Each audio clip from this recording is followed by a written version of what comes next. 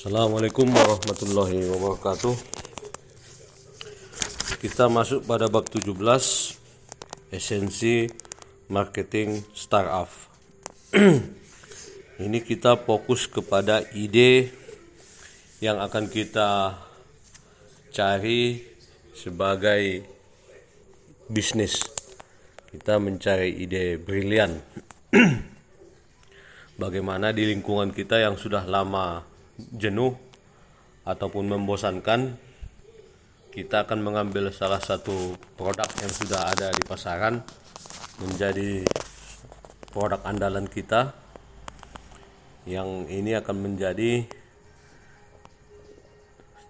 barang yang kompetitif, produk yang kompetitif yang bisa menghasilkan keuntungan.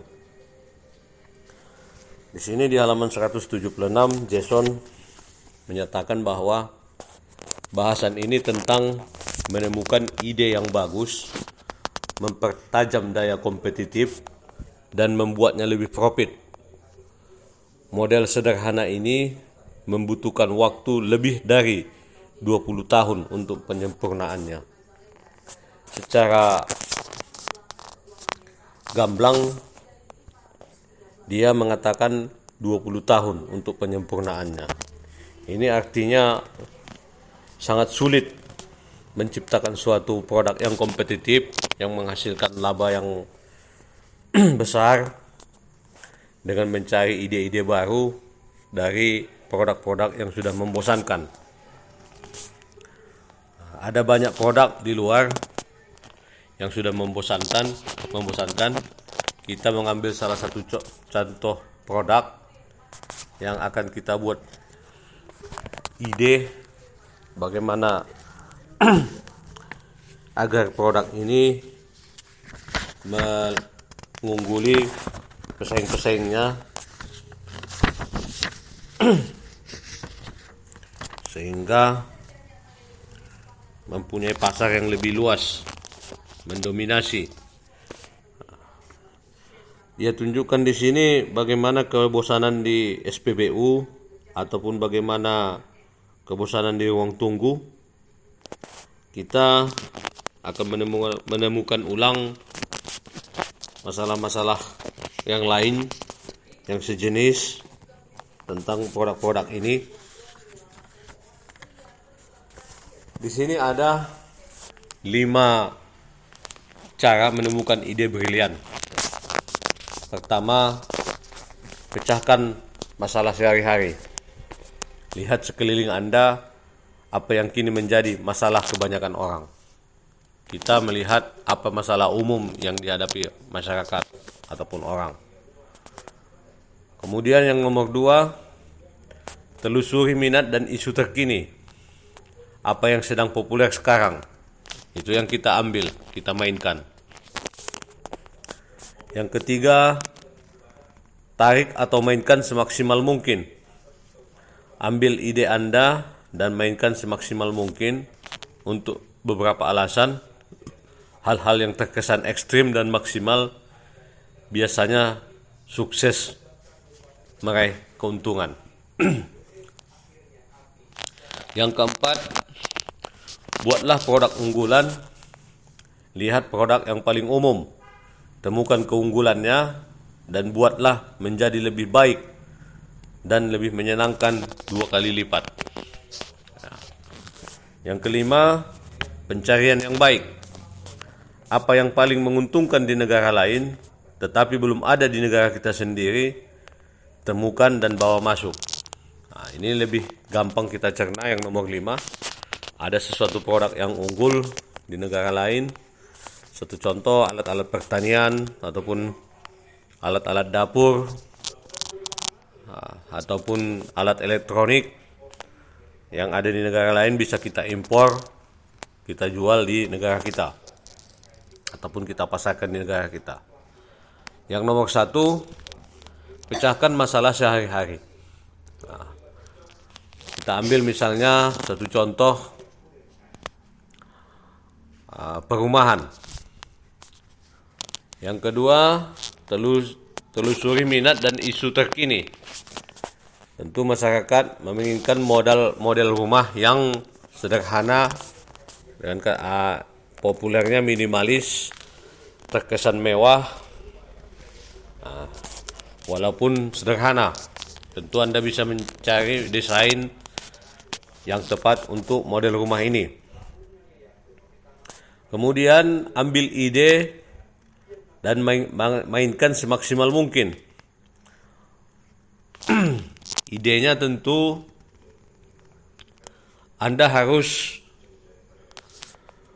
mencari posisi yang strategis. Misalnya dekat perkantoran, dekat kampus perkuliahan, ataupun dekat pusat pasar, ataupun dekat daerah-daerah wisata, ataupun daerah-daerah yang mungkin berkembang. Yang keempat, buatlah produk unggulan.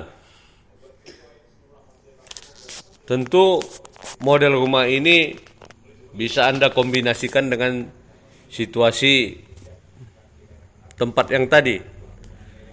Ini menyangkut masalah kegunaan, fungsi, ataupun image, kesan yang diinginkan.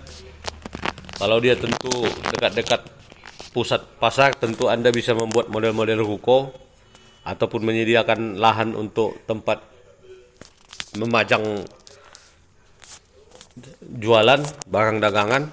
Tentu Anda bisa memodel rumah itu agar sesuai dengan toko, bentuk toko. Kalau daerah-daerah wisata, Anda tentu membuat tampilan-tampilan yang lebih asri, terkesan sebagai rumah singgah ataupun tempat penginapan sederhana. Ini tentu lebih menarik dan berguna bagi wisatawan-wisatawan yang datang berkunjung ke daerah tersebut. Ataupun bagi dekat-dekat kampus mahasiswa, tentu Anda bisa mendesain bagaimana lingkungan yang diinginkan mahasiswa. Misalnya ada tempat diskusi, tempat nongkrong, untuk minum teh atau makanan-makanan ringan.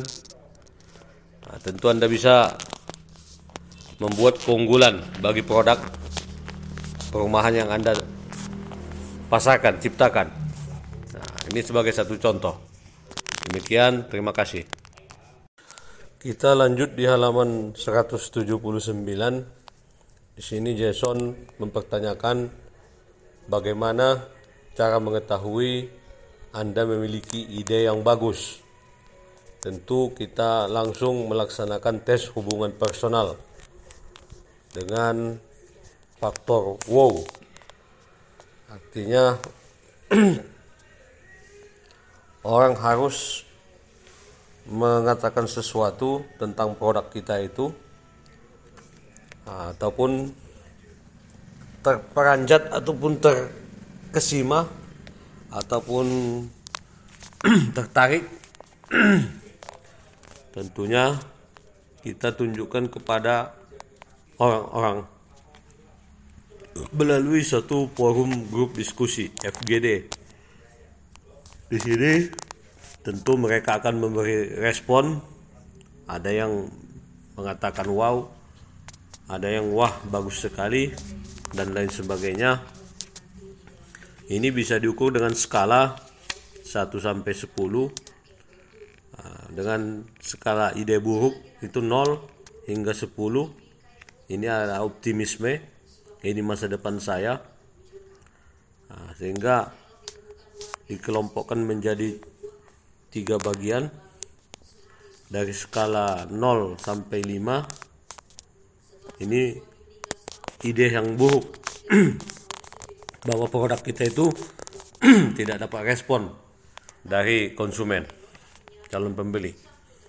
Nilai 5 sampai 7,5 ini harus diperjelas bagaimana spesifikasi produk kita ini, keunggulan apa yang akan kita padankan kepadanya, kita tanamkan, kita sematkan kepada produk kita ini, kita lengkapi. Kemudian kalau naik nilai 7,5 sampai 10, ini artinya produk kita sudah siap untuk diluncurkan. Di sini ada 6 teori dalam FGD, Forum Group Discussion ini. Anda tentu harus menyiapkan pertanyaan-pertanyaan yang akurat, yang berbobot, yang representatif terhadap produk kita ini dari 6 sudut pandang. Ada 6 topik pemikiran. Tapi yang utama dulu kita harus memastikan bahwa konsumen yang kita tanya ini memang memakai jenis produk yang sama dengan apa yang kita tawarkan saat ini. Pertama, ada topi putih. Ini berisi data dan fakta.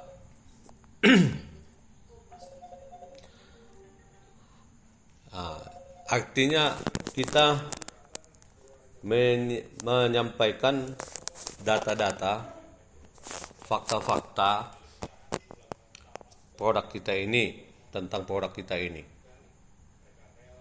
Kemudian ada topi merah yang berisi perasaan dan intuisi. Intuisi ini adalah pemahaman cepat tanpa harus berpikir panjang.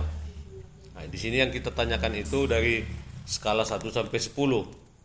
Apakah mereka akan membeli produk ini atau tidak? Yang 1 dari 0 sampai 5 tadi artinya ini ide buruk. 5 sampai 7,5, ini harus diperjelas keunggulan produk kita, apa manfaat, apa kegunaan. 7,5 sampai 10, inilah yang dianggap produk itu siap diluncurkan. Kemudian ada topi kuning, optimisme dan manfaat. Nah, kita menyampaikan apa keuntungan ataupun dukungan positif yang diberi produk kita tersebut jika dipakai konsumen. Yang keempat ada topi hitam. Kita meminta kritik dan resiko.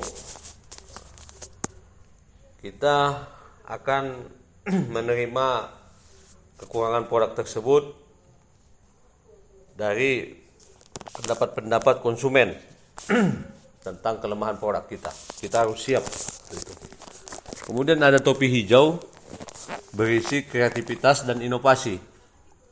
Kita menerima ide-ide untuk meningkatkan kesempurnaan produk tersebut. Nah, berikutnya ada topi biru, pengendali dan proses. Nah, kita harus merangkum prosesnya dan meninjau semua ulasan dari sesi yang 5 tadi. Ada topi putih, topi merah, topi kuning, topi hitam, topi hijau. Topi biru ini adalah sebuah proses menyusun proses dan pengambilan keputusan ataupun rangkuman dari FGD tadi. Nah, demikian untuk halaman 180.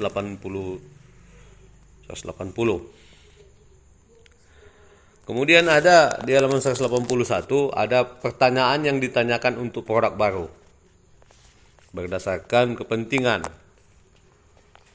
Pertama itu, apakah produk kita ini unik? Nah, mempunyai ciri khas tertentu, mempunyai keunggulan tertentu, kegunaan yang spesifik yang sangat dibutuhkan orang. Nah, kemudian nomor 2, apakah bisa memenuhi kebutuhan orang banyak? Nah, dengan produk kita ini artinya banyak orang yang menginginkannya, membutuhkannya, menyiapkannya, menyimpannya, membelinya, karena ini mungkin bisa sebagai alat bantu sehari-hari yang dibutuhkan di setiap waktu ataupun setiap saat. Yang ketiga, apakah hanya untuk kebutuhan atau situasi tertentu saja? Yang keempat, apakah perbedaan atau manfaatnya bisa dilihat dengan mudah? Artinya konsumen bisa secara langsung merasakan manfaat yang kita tawarkan ini dengan produk yang ada, yang mereka miliki, atau yang ditawarkan di pasaran. Masyarakat bisa melihat, ataupun dengan mudah melihat perbedaan ini. Yang kelima, adakah bukti kuantitatif mengenai keunggulan produk kita dibanding yang lain? Artinya kuantitatif ini jumlah jumlah di barang beredar di pasar. Tentu ini suatu pembenaran bahwa barang kita ini sudah unggul dibanding produk yang lain. Nah, inilah yang disampaikan di halaman 181. Terima kasih. Kita lanjut di halaman 183. Ada sudut pandang kompetitif. Kita membuat suatu produk itu dengan 3 sudut pandang. Yang pertama, sudut pandang rintangan.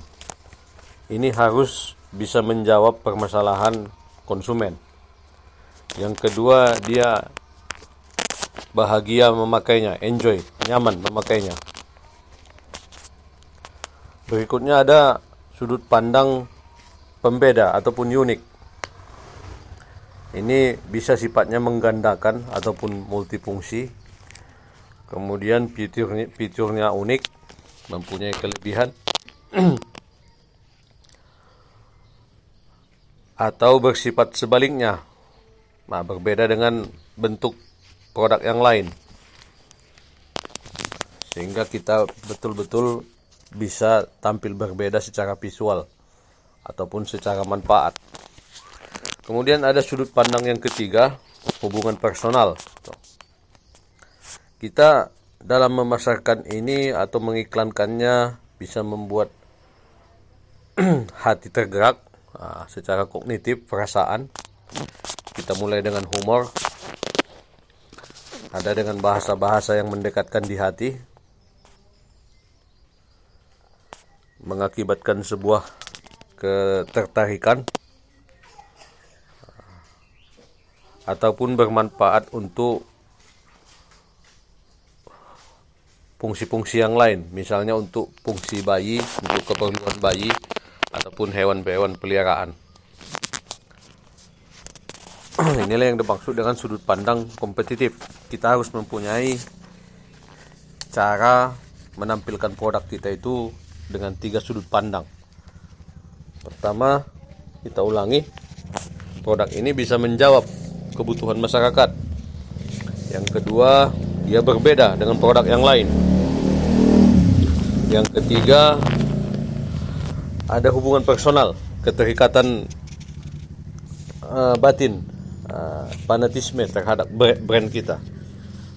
Terkadang seperti di halaman 184 disebutkan bahwa sudut pandang kita ini tidak seimbang, sehingga di sisi C itu sudah cukup tajam sudutnya, di sisi A agak sedikit lebih besar, dan di sisi B, titik B ini tumpul.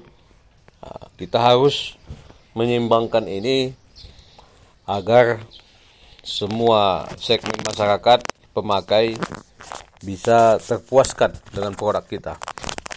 Demikian, terima kasih.